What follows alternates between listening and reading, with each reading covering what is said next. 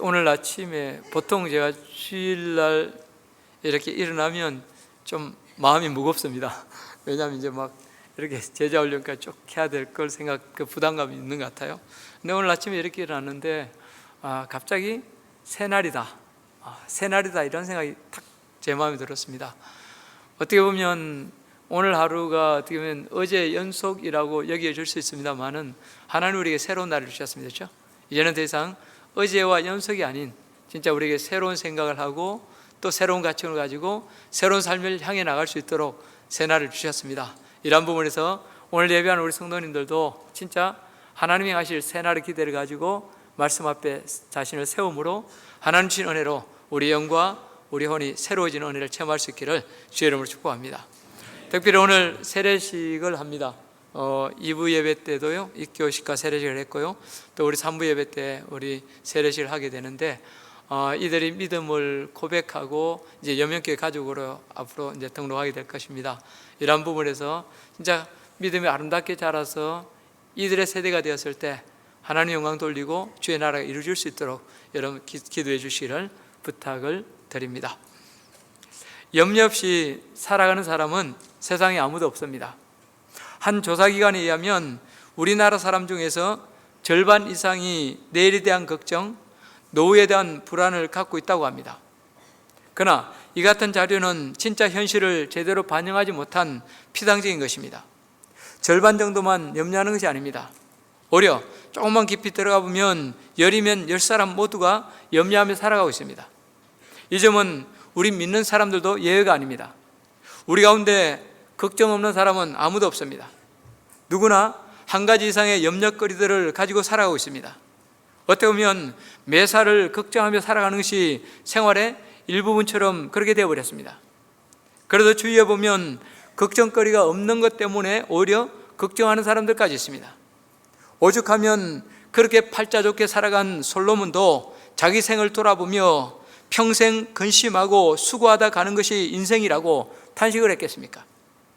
이런 의미에서 염려는 우리 인간됨의 실존이요 현실이라 할 수 있습니다. 그런데 예수님은 오늘 저와 여러분들 향해서 뭐라고 말씀하십니까? 본문 25절 말씀입니다. 같이 한번 읽어보겠습니다. 그러므로 내가 너희에게 이르노니 목숨을 위하여 무엇을 먹을까 무엇을 마실까 몸을 위하여 무엇을 입을까 염려하지 말라. 목숨이 음식보다 중하지 아니하며 몸이 의복보다 중하지 아니하냐. 여기서 예수님은 뭐라고 말씀하십니까? 한마디로 염려하지 말라고 말씀하십니다. 그렇다면 염려가 무엇입니까? 염려는 헬라어로 메림나인데 그 뜻은 근심하다, 분산되다, 마음이 나뉘어지다입니다. 다시 말해서 장래나 일에 대한 근심으로 마음이 나뉘어지는 상태, 그것을 말합니다. 염려는 마음이 갈라져서 어느 하나에 온전히 집중할 수 없는 병적 심리 상태입니다. 이 생각 저 생각으로 마음이 분산되어서 일이 손에 잡히지 않은 그런 상태를 말합니다. 그렇다면 오늘 본문에서 예수님은 염려하지 말라고 이런 부분에서 아주 거듭거듭 말씀하고 계십니다. 그렇다면 여러분, 예수님은 왜 염려하지 말라고 하셨을까요? 우리가 염려하지 말아야 될 이유가 무엇입니까? 오늘 우리는 그 이유를 몇 가지로 살펴보므로 서로 은혜를 나누고자 합니다. 첫 번째로, 염려는 전혀 쓸모가 없기 때문입니다. 염려는 신앙생활뿐만 아니라 우리 일상생활에도 전혀 도움이 되지 않습니다. 오히려 해만 끼칠 뿐입니다. 그래도 본문 27절에서 예수님 뭐라고 하셨습니까? 같이 읽어보겠습니다. 너희 중에 누가 염려함으로 그 길을 한 자라도 더할 수 있겠느냐. 너희 중에 누가 염려함으로 그 길을 한 자라도 더할 수 있겠느냐? 여러분, 이것은 염려의 무익성을 강조한 말씀으로 염려한다고 해서 되는 일은 하나도 없다는 것입니다. 오히려 염려할수록 그것이 우리에게 해가 된다는 것입니다. 한 심리학자의 연구조사에 의하면 사람들은 대개 다음 세 가지를 염려한다고 합니다. 첫째는 이미 지나가 버린 과거사에 대한 염려와 후회, 이것이 여러분 1위입니다. 두 번째는 미래에 대한 막연한 염려와 불안, 이것이 2위입니다. 그리고 세 번째는 염려해도 전혀 소용이 없는 불가항력적인 일에 대한 근심입니다. 이것이 3위입니다. 그러면서 이 심리학자는 우리가 하는 염려의 95%는 사실 전혀 무익한 것이라고 결론을 내렸습니다. 여러분 실제로 보십시오. 이미 지나간 일을 자꾸 되씹으며 염려하는 것이 후회입니다. 그러나 이미 끝난 일을 가지고 그때 그렇게 하지 말았어야 되는데 한다고, 여러분 후회한다고 지나간 과거를 돌이킬 수 있습니까? 그런데도 우리는 과거에 얽매여서 헤어나지 못할 때가 얼마나 많은지 모릅니다. 어느 대학교의 졸업식에서 총장님이 졸업생들에게 이런 훈시를 했다고 합니다. 친애하는 졸업생 여러분, 여러분은 단단한 나무에 톱질을 해봤을 것입니다. 그러나 톱밥에다가 톱질을 하는 사람은 아무도 없습니다. 톱질은 단단한 나무에 하는 것이지 톱밥에다 하는 것이 아니기 때문입니다. 톱밥은 이미 지나간 과거입니다. 인생의 성공자가 되기를 원한다면 과거에다 톱질하는 어리석은 인생이 되지 마십시오. 여러분, 또 주위에 보면 아직 일어나지 않은 미래를 두고 지레 걱정하는 사람들이 뜻밖의 많습니다. 그러나 내일은 내 시간이 아닙니다. 그런데도 일어날지 안 일어날지도 모르는 일을 놓고 미리 걱정한다는 것이 얼마나 어리석습니까? 성공의 신부요 대학 교수였던 헬린 라우에는 염려에 대해서 이런 말을 했습니다. 염려한다는 것은 아직 내 앞에 오지 않은 시간, 내게 닥치지 않은 일을 혹시라는 단어로 가득 채우는 것이다. 혹시 암에 걸리지 않을까? 혹시 자동차 사고가 나면 어떡하지? 혹시 실직하지 않을까? 혹시 내 아이에게 문제가 생기면 어쩌지? 이런 식으로 아직 오지 아니한, 또 일어날지 안 일어날지도 모르는 미래를 놓고 혹시로 가득 채우는 것이 염려라는 것입니다. 얼마나 어리석은 일입니까? 이 혹시가 내 속에 들어와 내 마음을 사로잡게 되면 그때부터 불안하고 두려워집니다. 의심이 커지고 욕심에 사로잡히고 조급해지고 나중에는 우울해집니다. 그래서 우리의 영적인 삶이 망가지게 되고 내 안에서 자유롭게 호흡하시며 활동하시는 성령님의 역사를 막아버리고 마는 것입니다. 사랑하는 성도 여러분, 미래는 내 것이 아닙니다. 미래는 오직 하나님의 시간으로 하나님의 섭리와 하나님의 손길 안에 있습니다. 따라서 그 미래는 하나님께 맡기고 오늘 이 자리에서 기뻐하고 최선을 다하는 것이 신앙인의 바른 자세를 할 수 있습니다. 오히려 승리 주실 하나님을 신뢰하고 희망찬 내일을 기대하며 나아갈 때 믿음대로 역사하시는 주님의 은혜를 체험할 수 있습니다. 어떻게 보면 염려는 일종의 습관이요 체질입니다. 어떤 사람은 아침에 일어날 때부터 밤에 잠들 때까지 염려로 시작해서 염려로 잠이 듭니다. 매사를 삐딱하게 보며 이건 이래서 안 되고 저건 저래서 안 되고 하며 안 될 이유만 찾습니다. 그러니 그곳에서 무슨 기쁨이 있겠으며 진정한 성취가 있을 수 있겠습니까? 이러한 예를 우리는 출애굽한 이스라엘 백성들의 모습에서 잘 볼 수 있습니다. 그들은 하나님의 임재와 하나님의 역사를 수없이 체험했음에도 불구하고 매사를 불평과 염려를 일관했습니다.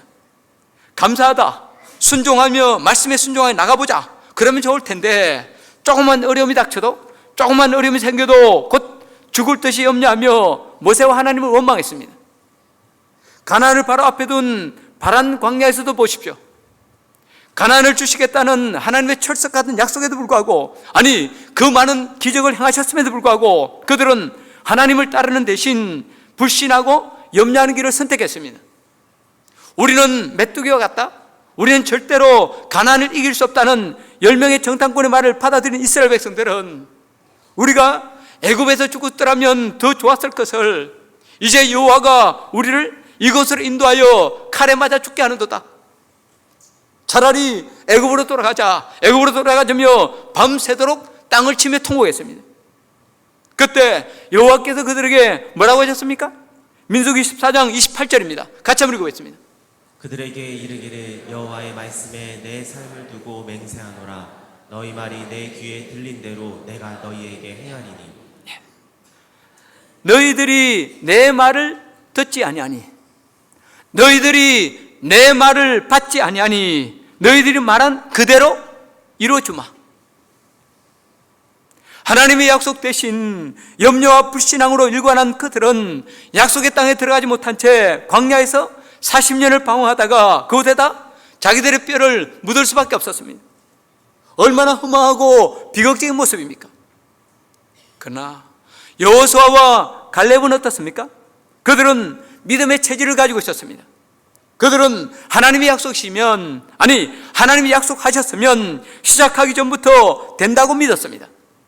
그래도 이스라엘 모든 백성이 안 된다, 죽는다고 할 때도 그들이 분연히 일어나서 그들은 우리의 밥이다, 우리가 쳐올라가면 하면 우리가 승리한다고 담대하게 선포할 수 있었습니다. 결과적으로 어떻게 됐습니까? 다른 이스라엘 백성은 광야에서 다 죽었지만 여호수아와 갈렙은 살아남아서 가나안 정복의 주인공이 되는 놀라운 영광을 누릴 수 있었습니다. 어떻습니까? 오늘 저와 여러분은 어떤 체질을 가지고 있습니까? 일단 안 된다는 부정적인 쪽에서 보십니까? 아니면 하나님의 약속은 반드시 이루어지기 때문에 일단 나가보자는 쪽입니까? 아니면 일단 염려하는 체질입니까? 아니면 기대하고 행동하는 체질입니까? 여러분, 우리가 인식하든 인식하지 못하든 하나님께서는 저와 여러분을 위해서 가장 복된 미래를 예비해 놓고 계십니다.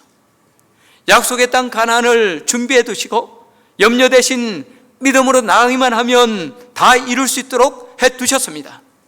중요한 것은 우리의 믿음이요 선택입니다. 우리는 불신앙이나 염려를 선택할 수도 있고 믿음과 가나안의 약속을 선택할 수도 있습니다. 염려하며 안 된다고 생각하면 될 일도 안 됩니다.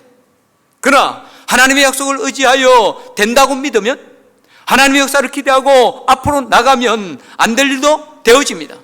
하나님의 약속은 반드시 이루어집니다. 이제라도 백해무익한 염려를 버리시기 바랍니다. 대신 하나님의 약속을 바라보며 순종하여 나가시기 바랍니다. 그래야 여러분의 생애 가운데 하나님의 약속이 성취되는 놀라운 승리가 있기를 주의 이름으로 축복합니다. 두 번째로, 염려는 우리가 왜 염려하지 말아야 됩니까? 염려는 사람의 몸을 병들게 하기 때문입니다. 염려는 신경쇠약, 우울증 등 정신질환을 일으키는 원인이 될 뿐만 아니라 신체적으로도 치명적인 질병을 초래합니다. 여러분, 오늘날 이 번아웃이라는 단어가 굉장히 유행하고 많은 사람들이 번아웃 상태로 말미암아 고통을 당합니다. 그런데 여러분, 이 번아웃 같은 경우도 여러분 우리가 염려하고 근심하게 되면 그 염려와 근심이 우리의 에너지를 급속도로 빼앗아가는 거예요. 그래서 여러분, 그 때문에 많은 사람들이 번아웃에 빠진다는 것입니다. 의사인 알 버리제는 임상 실험을 통해서 위장병의 약 80%가 신경성이라고 밝혔습니다. 마음이 즐겁고 염려와 걱정거리에서 해방되면 현대인들이 앓고 있는 위장병의 80%는 저절로 해결된다는 것입니다. 옛날의 의사들은 질병을 육체적인 관점에서만 바라봤습니다. 그래도 병이 생기면 약이나 외과적인 수술을 통해서 고치려고 했습니다. 그러나 현대로 오면서 사람들의 질병이 영혼이나 정신과 깊이 연관되어 있다는 사실이 속속 밝혀지고 있습니다. 심지어 여러분, 나병, 이 문둥병의 60%가량이 정신적인 원인이라고 합니다. 류마티스 관절염까지도 정신적인 이유 때문에 생기는 경우가 많다고 합니다. 그리고 인류의 영원한 숙제를 할 수 있는 암도 내 마음이 기쁨과 감사로 넘치고 서로 사랑할 때 억제되고 치료되는 경우가 허다합니다. 이렇게 볼 때 모든 병은 마음으로부터 시작된다고 해도 과언이 아닙니다. 염려와 근심이 만병의 근원이라 할 수 있습니다. 그래서 여러분, 잠언 17장 22절에서 뭐라고 말씀하고 있습니까? 같이 읽어보겠습니다. 마음의 즐거움은 양약이라도 심령의 근심은 뼈를 마르게 하느니라. 그렇습니다. 여러분, 마음의 즐거움은 양약이라도 그야말로 우리 보약이 된다는 겁니다. 우리 건강을 지켜준다는 것입니다. 그러나 여러분, 심령의 근심은 어떻습니까? 뼈를 마르게 한다. 여러분, 뼈는 우리 몸을 지탱해주는 근간입니다. 그렇죠? 그런데 여러분, 이 근간이 마르거나 이 근간이 무너진다면 우리는 생존할 수 없습니다. 그렇기 때문에 여러분, 이 근심이야말로 우리의 육체를 해하는 첫 번째 질병 원인이라 할 수 있습니다. 계절이 바뀔 때마다 우리는 보약을 많이 해먹습니다. 그러나 보약이 따로 있는 것이 아닙니다. 가장 좋은 보약은 염려와 근심을 물리치고 믿음 안에서 기쁘고 감사하게 사는 것입니다. 세계 최고의 부자였던 록펠러는 그 나이 33살 때 처음으로 100만 불의 이익을 얻었습니다. 그 후 43세에 미국에서 가장 큰 부자가 되고 53세가 되는 해에는 억만장자로 세계 최고의 갑부가 되었습니다. 그러나 그 나이 53세 되던 해에 그는 알로피시아라는 병을 앓았는데 이 병은 머리카락이 빠지고 눈썹도 빠지고 몸이 처치하게 말라가는 그런 병이었습니다. 어느 날 그는 담당 의사로부터 절망적인 선고를 들었습니다. 이런 상태라면 1년 이상을 버틸 수 없습니다. 결국 1년 안에 죽는다는 말이죠. 그날 밤 록펠러는 잠을 이루지 못한 채 괴로워했습니다. 당시 록펠러는 사업이 너무너무 잘 되어서 하루에도 100만 불을 벌기도 했습니다. 그러나 정작 본인은 제대로 먹지 못해서 우유 한 잔과 크래커로, 여러분 과자 조그만한 거 있죠? 그 크래커로 겨우 생명을 부지해야 했습니다.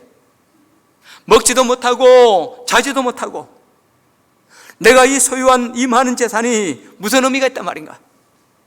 지금껏 염려하며 걸어온 그 무엇이, 그런 것이 도대체 누구를 위한 것인가? 밤새도록 잠 못 이루고 번민하던 그가 갑자기 침대에서 벌떡 일어나며 이렇게 외쳤습니다. 그렇다. 돈은 아무것도 아니다. 하나님만이 나의 모든 것 되신다.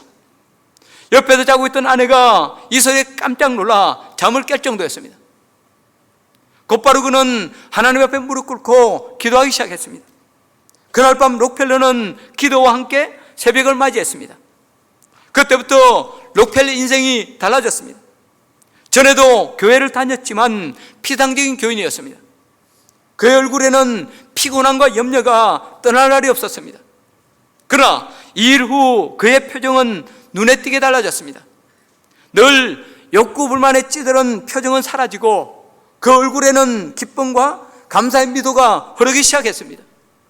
후에 그는 뉴욕의 그 유명한 리버사이드 예배당을 세워서 봉헌했습니다. 얼마 뒤에는 록펠러 재단을 만들어서 여러 가지 공익사업과 가난한 사람들을 돕는 의료사업에 자신의 재산이 쓰여지도록 했습니다. 그 결단을 내리고 나자 이상하게 입맛이 돌아 잘 먹기 시작했습니다. 잠이 그렇게 달 수가 없었습니다. 의사들이 54살을 넘길 수 없을 것이라고 그렇게 했던 록펠러는 후에 98살까지 건강하게 살다가 하나님의 부르심을 받았습니다. 여러분, 이제 우리도 마찬가지입니다. 록펠러처럼 큰 자선을 베풀지 못한다 할지라도 내가 누군가를 사랑하고 염려를 떨쳐버리고 기뻐하며 웃을 수 있다면 얼마든지 건강하게 살아갈 수 있습니다. 제법 오래됐습니다마는 저는 안산 동산교회에서 실시한 목회자 세미나에서 그런 경험을 했습니다. 그 목회자 세미나는 수백 명의 목사님들이 참여했는데 이 참여한 목사님들을 여러 팀으로 나누어서 세미나를 진행했습니다. 그런데 월요일부터 금요일까지 아침 9시부터 저녁 10시 30분까지 조금 더 쉴 틈 없이 그야말로 쉴 틈 없는 강행군이었습니다. 여러분, 원래 목회자는 월요일이 좀 피곤한 편입니다. 근데 그래가지고 갔는데 쉬지 못하고 하니 얼마나 힘들겠습니까? 그래도 너무너무 피곤해서 그야말로 탈진할 지경이었습니다. 그런데 수요일 오후 1시간 강의를 끝내고 가장 힘들 때 잠시 휴식을 했는데요, 그때 우리 팀원 중에 영국에서 온 목사님이 있습니다. 그 영국에서 온 목사님이 조크, 그것도 아주 저질스러운 조크를 했습니다. 여러분, 우리 제자반들은 그 내용이 뭔지를 알아요. 근데 여러분, 전혀 예상치 못한 그분의 이야기가 너무너무 뜻밖이었고 너무 놀라웠습니다. 그래서 우리는 그 이야기를 듣자마자 그야말로 한참 웃었습니다. 나중에는 너무 웃어가지고 다 눈물이 날 지경이었습니다. 그런데 여러분, 이상했습니다. 그렇게 한참 웃고 났더니 몸에서 에너지가 솟아올라서 피로가 싹 가셨습니다. 잠도 어디론가 달아나고 정신이 말짱해졌습니다. 나만 그런 것이 아니라 우리 팀은 모두가 똑같이 경험했습니다. 그 뒤로는 피곤하고 힘들 때마다 목사님들이 돌아가며 조크를 하고 웃음바다를 이루므로 그 힘든 세미나 과정을 그야말로 활기차게 보낼 수 있었습니다. 또 그처럼 격이 없이 웃다 보니까 이 팀원 목사님들끼리 너무너무 친해져서 다른 팀들이 우리 팀을 다 부러워했습니다. 그리고 금요일에 되어서 헤어지는데 그렇게 아쉬울 수가 없었습니다. 그래서 서로 주소 다 주고받고 전화번호 다 주고받는데 서로 연락하자, 만나자. 근데 한 번도 못 만났습니다. 저는 이 경험을 통해서 실제로 기뻐하고 즐거워하는 것이 우리 몸에 얼마나 큰 영향을 미치는지 새삼 깨닫게 되었습니다. 여러분, 혹시 힘드십니까? 지치고 피곤하십니까? 여러 가지 염려거리로 마음의 평화가 없습니까? 그렇다면 여러분 웃으십시오. 억지로라도 웃음거리를 찾아서 큰 소리로, 아니 눈물 날 정도로 힘껏 웃어보십시오. 그러면 실제로 염려거리가 달아나고 내 몸에 활기가 넘치게 될 것입니다. 누군가가 이런 말을 했죠. 부를 잃으면 작은 것을 잃는 것이요, 명예를 잃으면 큰 것을 잃는 것이요, 건강을 잃으면 전부를 잃는 것이다. 그렇습니다. 예수님은 우리의 구원과 평화, 해방과 기쁨, 형통과 건강을 주시기 위해서 이 땅에 오시고 십자가에 지셨습니다. 이제라도 이 예수님 안에서 내 영혼과 몸의 건강을 좀먹는 염려를 과감하게 털어버리시기 바랍니다. 그리고 기뻐하고 감사하시기 바랍니다. 그래야 주님 주시는 풍성함 속에서 인생의 행복을 만끽하며 걸어가는 복된 걸음 다 될 수 있기를 주의 이름으로 축복합니다. 세 번째로 우리가 염려하지 말아야 될 이유가 뭡니까? 염려는 근본적으로 하나님을 신뢰하지 못하는 불신앙이기 때문입니다. 본문 26절 30절 말씀 우리 같이 한번 보겠습니다. 공중의 새를 보라. 심지도 않고 거두지도 않고 창고에 모아들이지도 아니하되 너희 하늘 아버지께서 기르시나니 너희는 이것들보다 귀하지 아니하냐. 오늘 있다가 내일 아궁이에 던져지는 들풀도 하나님이 이렇게 입히시거든 하물며 너희일까 보냐. 믿음이 작은 자들아. 그렇습니다. 여러분, 공중을 나는 새도 먹이시고 그야말로 하찮은 들풀들도 입히시는 하나님이신데 하물며 저와 여러분들을 그대로 내버려 두시겠냐는 것입니다. 특별히 본문에서 예수님은 하나님을 우리 하늘 아버지로 소개하십니다. 여러분 생각해 보십시오. 세상의 아버지들도 자녀를 먹여 살리기 위해서 최선을 다합니다. 정 안 되면 도둑질을 해서라도 내 자녀만은 책임지려고 합니다. 하물며 하늘 아버지께서 우리의 필요를 책임지지 않으시겠습니까? 여러분, 오늘날 우리 생명의 근원을 생각하면 신비롭기 그지없습니다. 인간은 그 누구도 자기 생명을 창조할 수 없습니다. 자기 몸을 만들 수도 없고 낳을 수도 없습니다. 우리 중에 누구도 스스로 세상에 오기로 결정하고 태어난 사람은 없습니다. 우리의 생명은 그 자체로 하나의 기적이요 하나님의 선물입니다. 우리는 결코 우연의 산물이 아닙니다. 하나님의 마음속에는 이미 우리 한 사람 한 사람을 향한 그 계획이 세워져 있고 그 심오한 계획을 따라 저와 여러분들을 만들어 주셨습니다. 아니 지금도 만들어가고 계십니다. 그렇다면 그 하나님께서 어찌 우리 먹을 것과 우리 입을 것, 우리의 생명까지 책임져 주시지 않겠습니까? 이 지구상에는 조류들이 약 1000억 마리 정도 있다고 합니다. 엄청나게 많습니다. 그 많은 새들이 어떻게 굶지 않고 하루하루 살아가는지 상상이 잘 안 됩니다. 우리나라에 매년 오는 제비의 경우 한 교수님의 연구한 자료에 의하면 이 어미제비는 새끼에게 하루에 100번 이상 먹이를 물어다 준다고 합니다. 쏜놈과 안놈이 번갈아 가면서 곤충을 잡아다가 100번 이상 새끼들에게 먹인다고 합니다. 그러니 여러분 새끼를 7마리로 줄 잡아 계산해도 하루에 700마리 이상의 날파리며 곤충을 먹이고 새끼를 키우는 3주 동안 무려 14,700마리를 먹이게 되는 겁니다. 누군가가 우리 보고 제비에게 그렇게 먹이를 주라고 하면 여러분 우리가 줄 수 있겠습니까? 그리고 우리나라에 날아오는 제비가 어디 한두 마리입니까? 아마 수백만 마리는 될 것입니다. 하나님께서 그 모든 날짐승들을 다 먹이고 입히시는 것입니다. 키우시는 것입니다. 여러분, 그런데 오늘날 우리는 의식주 문제를 내 힘으로 다 해결하는 것처럼, 아니 내 힘으로 다 해결할 것처럼 염려에 휩싸여 살아가고 있습니다. 그러나 진짜는 어떻습니까? 하나님께서 저와 여러분들을 먹여 살리십니다. 여러분 생각해 보십시오. 사람들은 씨를 뿌리면서 수확을 염려하지만 실제로 자라게 하시는 분은 누구입니까? 때에 맞게 알곡을 내시고 결실케 하시는 분이 누구십니까? 날마다 때마다 하나님께서 알맞은 햇빛과 비를 주시니 먹고 사는 것 아닙니까? 여러분, 우리처럼 인구가 많은 나라에 한 해 동안만 비가 오지 않아도 끝장입니다. 저 아프리카나 방글라데시 같은 나라들 어려운 소식을 우린 종종 접하지만 사실 우리나라도 3년 동안만 비가 오지 않으면 그들과 마찬가지 신세가 될 수밖에 없습니다. 3년만 비가 끊어지면 사막이 되고 맙니다. 그런데 여러분, 그 비를 누가 주십니까? 유대의 유명한 랍비인 시몬은 동물들이 창조 질서를 따라 살아가는 모습을 지켜보며 이런 말을 했다고 합니다. 나는 숫사슴이 무화과를 말리는 것을 한 번도 보지 못했고 사자가 집을 짓고 여우가 장사하는 것을 본 적이 없다.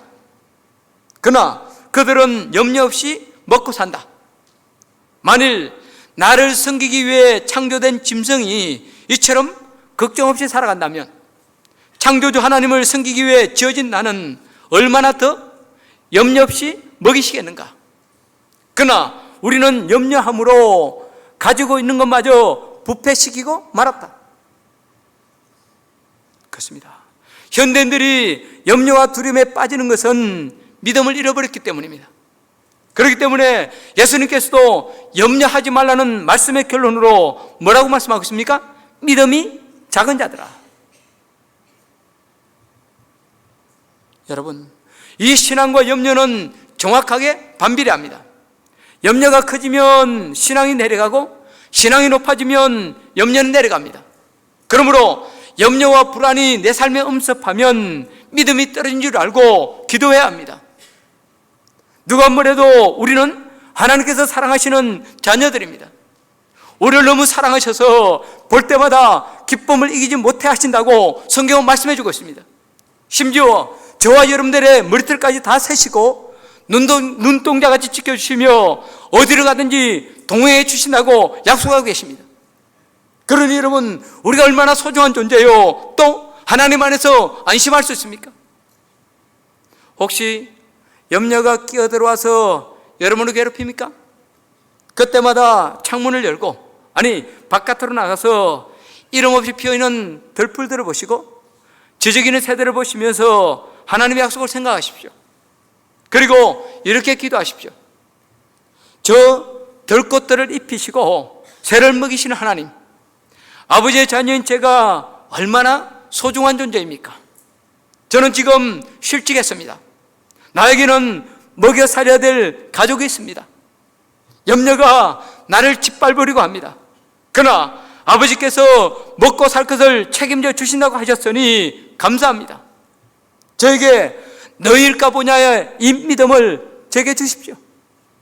그러면 하나님께서는 약속을 지키시고 믿음대로 역사해 주십니다. 아니, 사면초가처럼 전혀 길이 보이지 않은 것처럼 보이는 상황 속에서 오히려 길을 열어주시고 형통함을 주시며 다시 살아갈 수 있도록 역사해 주시는 것입니다. 중요한 것은 먼저 믿어야 한다는 것입니다. 그래야 그 믿음이 우리의 염려를 묶어놓습니다. 저는 엊그제 이 말씀을 준비하면서 내 자신의 삶을 한번 돌아봤습니다. 제 자신의 삶을 돌아보니까 어떤 때는 실수한 일도 많이 있고요, 또 때로는 어떤 때는 내가 잘해서, 내가 열심히 해서, 내가 뭔가 해서 이루었다라고 생각되는 그런 부분도 있었습니다. 그런데 여러분, 제가 잘했다고 생각되는 부분을 곰곰이 생각해 봤습니다. 그런데 여러분 보니까 내가 잘한 것이 아니라 사실은 뭡니까? 하나님께서 가장 세밀하게 그 길을 인도해 주셨더라고요. 또 여러분, 내가 실패하는 순간에도 여러분 하나님께서는 그 실패를 바꿔서 오히려 새 길을 열어주시고 오랜 내 삶을 연단하심으로 변화시키는 복 주시는 계기로 삼아주셨다는 것입니다. 그러다 보니까 제 살아온 모든 날들, 어떻게 보면 나의 나 된 것은 온전히 하나님의 은혜였습니다. 오늘 저와 여러분이 주님 앞에 선다면 여러분, 주께서 여러분들을 어떻게 평가하실 것 같습니까? 과연 너는 믿음의 사람이로구나, 그렇게 해주실 것 같습니까? 아니면 너는 왜 그토록 쓸모없는 걱정으로 네 삶을 소모했니? 네 믿음이 도대체 어디 있냐고 책망하실 것 같습니까?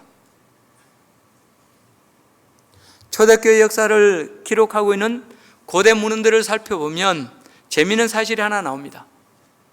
그것은 성도들의 이름 앞에 티테디오스라는 별칭이 많이 붙어 있는 것입니다.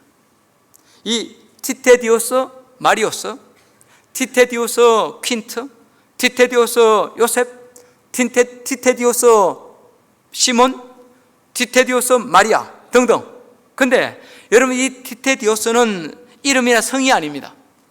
그냥 이름 앞에 붙였던 별칭으로 결코 염려하지 않은 사람, 염려에서 해방된 사람이라는 뜻이 있습니다. 이미 알고 있는 대로 여러분, 초대교회 성도들은 예수님 믿는 것 때문에 얼마나 많은 고통과 박해를 받았습니까?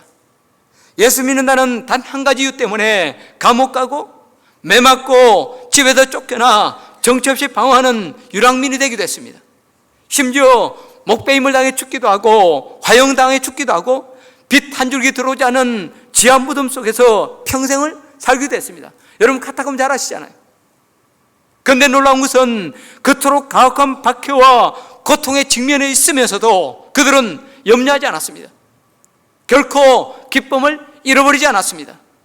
예수님의 십자가 은혜를 깨닫고 예수님을 주로 고백하는 순간 그들은 자기의 모든 짐과 염려, 미래까지도 하나님께 맡겨버렸습니다. 그래야 염려에서 해방되는 놀라운 은혜를 체험하고 어떤 상황 속에서도 기쁨으로 하나님을 찬양하는 그런 삶을 살아갈 수 있었습니다. 그렇습니다, 여러분. 초대교회 성도들이 그토록 가혹한 박해 속에서도, 그토록 고통 속에서도 기쁨과 평화를 노래하는 티테디오스, 이 티테디오스로 살았다면 오늘 우리는 더더욱이 티테디오스, 즉 염려에서 해방된 사람, 아니 결코 염려하지 않은 사람 되어야 되지 않겠습니까? 여러분, 유대에 이런 이야기가 전해지고 있습니다. 어떤 아이가 무쇠 덩어리로 예쁜 동그라미를 만들고 싶었습니다. 그런데 어떻게 할 도리가 없었습니다. 그래서 하나님께 기도했습니다. 하나님, 이 무쇠 덩어리로 예쁜 동그라미를 만들어 주세요. 그러다 잠시 후에 도끼 인간이 나타나서 도끼로 무쇠를 패기 시작했습니다. 그러나 아무 소용이 없었습니다. 도끼 날만 상할 뿐이었습니다. 조금 있다가 거대한 톱이 나타났습니다. 톱으로 무쇠를 썰기 시작했습니다. 그러나 톱날만 상할 뿐 전혀 썰어지지가 않았습니다. 그런데 조금 후에 불꽃이 하나 나타났습니다. 그 작은 불꽃이 뭘 하겠나 싶었는데 놀랍게도 그 불꽃이 무쇠를 녹이기 시작했습니다. 그래야 마침내 아름다운 동그라미를 만들어냈습니다. 그렇습니다, 여러분. 염려는 이 무쇠와 같습니다. 내 힘으로나 내 노력으로는 되지 않습니다. 염려하지 말아야 되지, 염려하지 않아야지 하면 더 염려에 깊이 빠질 뿐입니다. 그러나 그 염려와 문제들을 내어놓고 하나님께 기도하면, 하나님께 구하면 성령께서 역사해 주십니다. 성령께서 작은 불꽃을 일으켜 그 염려들을 태우고 다듬고 해서 마침내 아름다운 하트를, 이 하트를 만들어 주십니다. 그리고 하늘 평안을 지어주십니다. 내 안에 있는 못된 기질과 섭성까지도 녹여서 감사와 사랑을 빚어주십니다. 그래야 여러분, 고난 속에서 감사하며 찬양하는 인생 살게 해주십니다. 사랑하는 성도 여러분, 혹시 염려가 있습니까?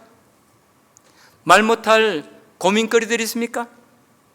그 모든 염려와 고민거리들을 주 앞에 내려놓고 성령의 기름 부으심을 기도하십시오. 염려와 고난이 닥쳐올수록 더 큰 믿음으로 기쁨과 승리를 담대하게 외치십시오.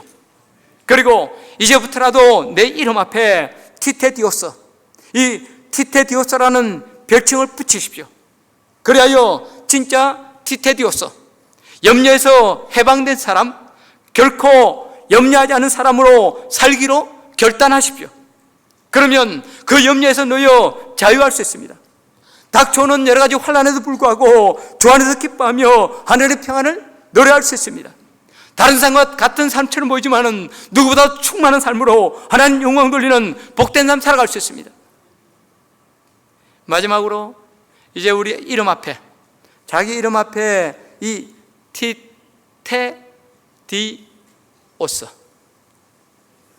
제 발음이 안 좋아서 늘 걱정이 돼요. 티테디오스인데 이 서가 이런 서가 아니고 이런 서입니다. 이 뭐 이래서 이렇게 밑으로 서.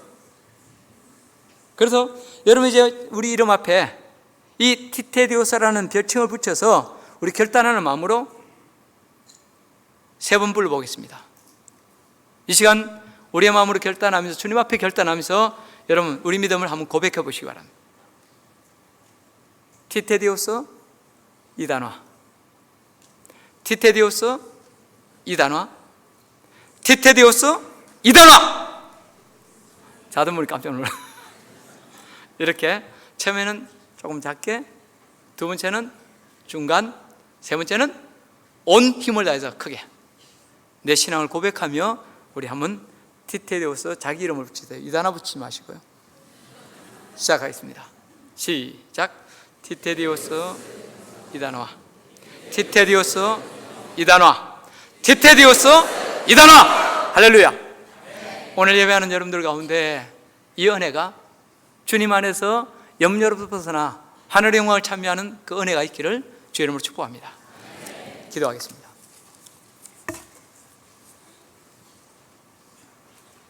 좋으신 아버지 하나님,